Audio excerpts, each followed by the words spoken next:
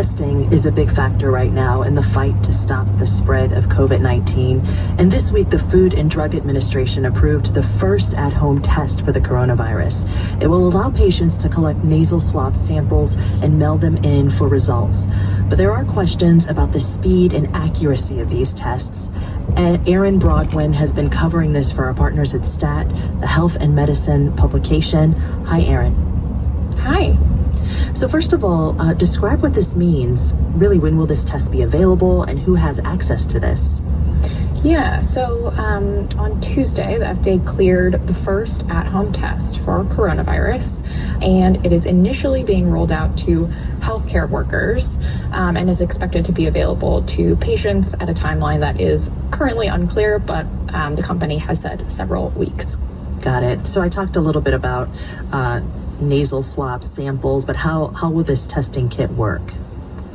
Yeah, so that's a really good question because in opposition to a couple of other tests that companies tried to make available previously, which use a longer type of nose swab that's pretty difficult to use, you have to essentially jam it all the way into the back of your nose or throat.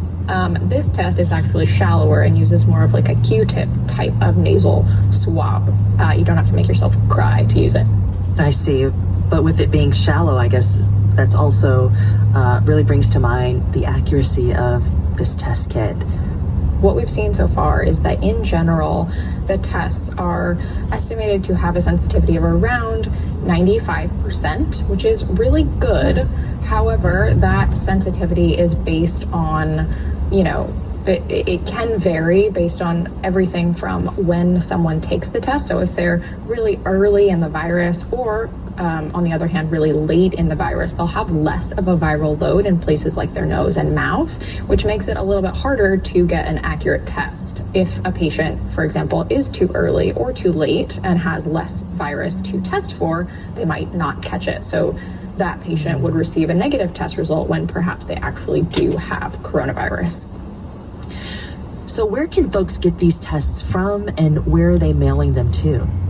LabCorp has said that it's going to make the test available directly to patients in several weeks. I would imagine that they would take the path that other companies have taken in this space, which is allowing folks to order them online once they have an order from a physician. And then they would be mailed to their homes directly. Then they would take the test, package it up, and then mail it to LabCorp for processing. So this news comes just weeks after this back and forth that we saw between the FDA and startups who sought to develop their own versions of this test. What has changed since then? It has definitely been a little bit of a roller coaster. Starting in March, I talked to 3 startups that thought that they had at-home COVID-19 tests that were in the clear, but shortly after those tests came out, FDA came out with a very stern warning, essentially, that said, we have not approved a single at-home test for coronavirus, and all 3 of the companies that I talked to immediately stopped selling their tests directly to consumers. But one of the issues, I believe, with those tests was the fact that they were using deeper, longer nasal swabs, those same tricky swabs that we talked about that are tough to get an accurate sample with. And so now that these easier to use Q-tip type swabs are available, my understanding is that this test will be a little bit easier. That's health tech reporter Erin Broadwin with our partners at STAT, the Health and Medicine publication. Thank you so much, Erin. Thanks for having me. You're listening to Here and Now.